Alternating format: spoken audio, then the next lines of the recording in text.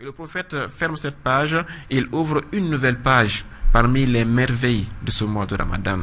Il dit Anfasukum fihi tasbih.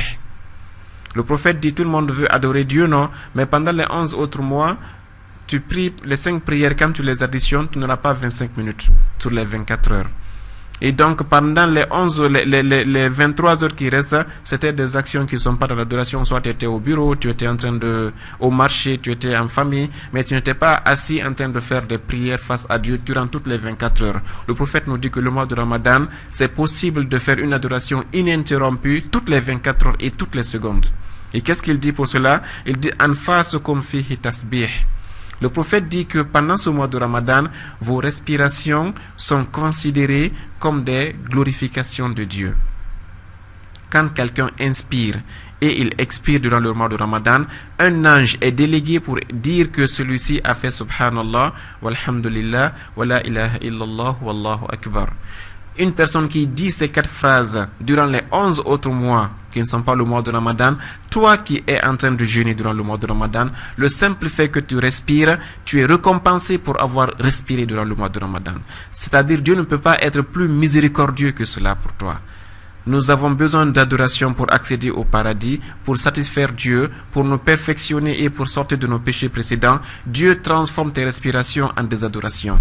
Qu'est-ce qu'il peut faire de mieux pour toi? Mais il y a mieux encore quand on écoute le prophète sallallahu alayhi wa sallam dans la phrase suivante. Il dit wa nawmukum fihi ibada. Le prophète dit que votre sommeil durant le mois de Ramadan est une adoration, est un culte, est une dévotion. Quelqu'un, il a fait son Ramadan, l'après-midi il est fatigué, il rentre chez lui, il veut faire une petite sieste. Si c'est pendant les 11 autres mois, il n'y a aucune récompense à dormir. Si tu ne viens pas à la maison de prendre ton chapelet, tu fais des azkars, tu fais des invocations, tu fais des prières, tu n'as aucune récompense. Mais là, une personne qui est à jeun, qui ne fait rien, qui va dans sa chambre et qui dort, Dieu écrit qu'il est en train de m'adorer, même dans son sommeil.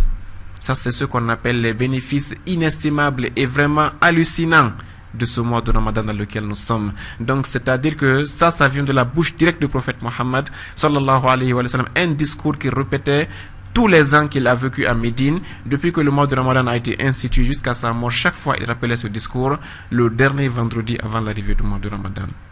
Il continue, il dit wa amalukum fihi maqboul. Le prophète dit que vos œuvres, vos actions durant ce mois de Ramadan sont exaucées, sont acceptées. Vous savez que les prières que nous faisons durant les 11 autres mois, on ne sait pas si elles sont acceptées ou pas, mais durant ce mois de Ramadan, tout au monde que tu donnes, toute prière que tu fais, tout geste de bienfaisance que tu poses, le prophète te garantit que Dieu a mis un cachet indélébile là-dessus, qu'il a accepté et que tu en seras récompensé. Il continue en disant quoi? Wa du'a'ukum fihi mustajab. Le prophète dit que vos invocations, vos demandes, vos implorations sont exaucées pendant ce mois de Ramadan.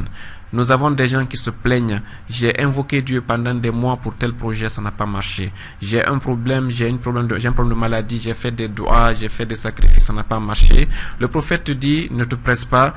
Prends ces invocations, prends ces problèmes qui sont vraiment gros et que tu n'as pas pu résoudre, réserve-les pour le mois de Ramadan. Toute invocation que tu vas poser durant ce mois de Ramadan, Dieu a donné une garantie, une promesse qu'il ne peut pas violer, que toutes les invocations que le fidèle à jeûne va poser, ces invocations et ces prières seront entendues, exaucées, et l'intéressé verra ce qu'on appelle les réalisations palpables de ces invocations. Et donc c'est une aubaine pour vous de profiter à chaque seconde, à chaque fois que vous avez le temps, adresser à Dieu vos prières, mais bien sûr dans les règles de l'art. Une personne qui veut invoquer Dieu, il doit savoir comment l'invoquer. Il doit savoir qu'est-ce que c'est que le doigt. Il doit savoir comment est-ce qu'il doit s'adresser à Dieu afin que Dieu ait toute son attention et que Dieu exauce ses invocations.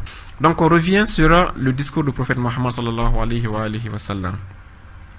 Le prophète dit, comme vos invocations sont acceptées durant ce mois, il nous donne la clé pour que nos invocations puissent être profitables.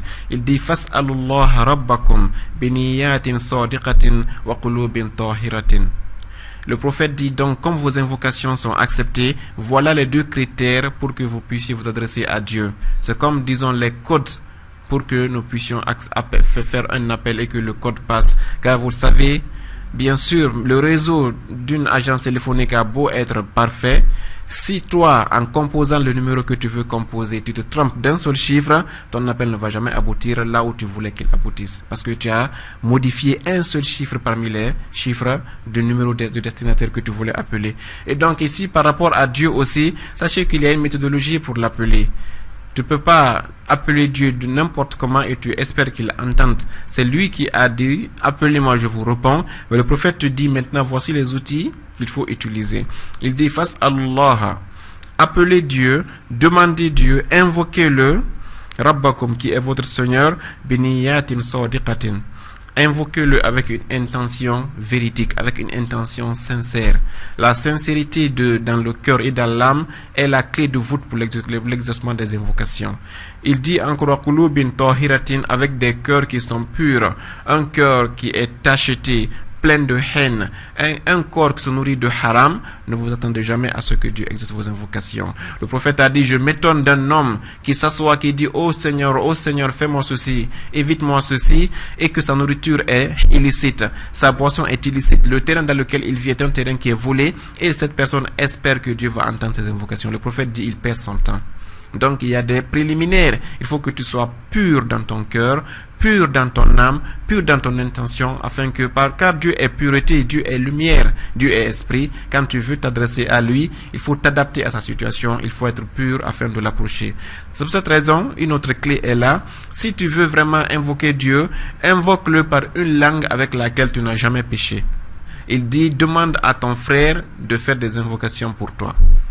Toi, ta langue, tu as menti avec elle, même si c'est une fois dans ta vie. Tu as fait la médisance avec ta langue. Elle est déjà souillée. Pour que tu la purifies, donne quelque chose un petit cadeau à ton frère. Dis-lui de faire un doua pour toi. Un frère à travers lequel tu n'as jamais péché.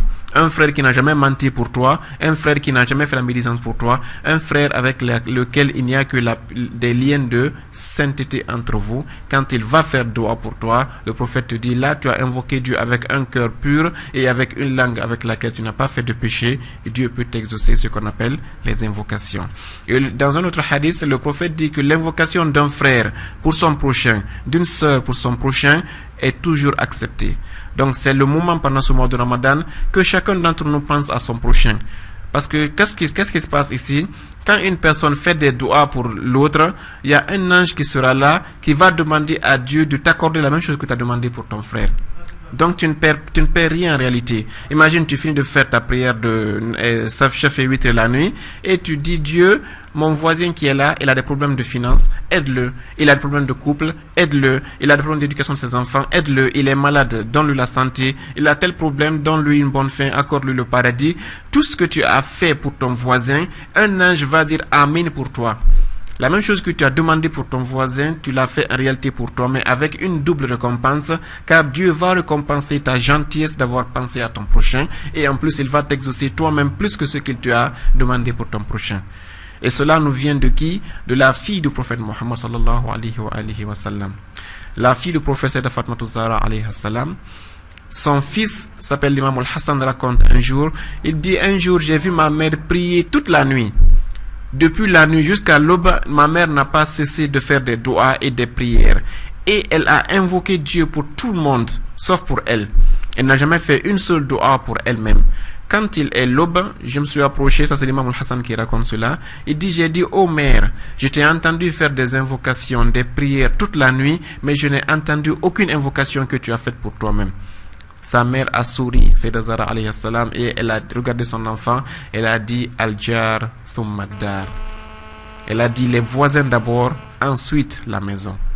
Autrement dit, au lieu de penser à ton foyer, au lieu de penser à toi d'abord, commence par penser aux voisins. Plus les voisins sont heureux, plus tu seras heureux. Plus les voisins, tu penseras de bien aux voisins, cette bonté te reviendra jusque dans ta maison, te trouvera dans ton lit et te servira plus que ce que tu as fait pour ton voisin. Et donc voilà, le prophète te dit de faire des invocations, et comme tu sais que tu as péché, invoque Dieu pour quelqu'un d'autre afin que grâce à cette invocation, Dieu ait pitié de toi et te donne la même invocation que tu as faite pour ton prochain. C'est un mois de partage, de solidarité, et quand on fait cela, nous serons tous sauvés par la grâce de Dieu, Inch'Allah Ta'ala.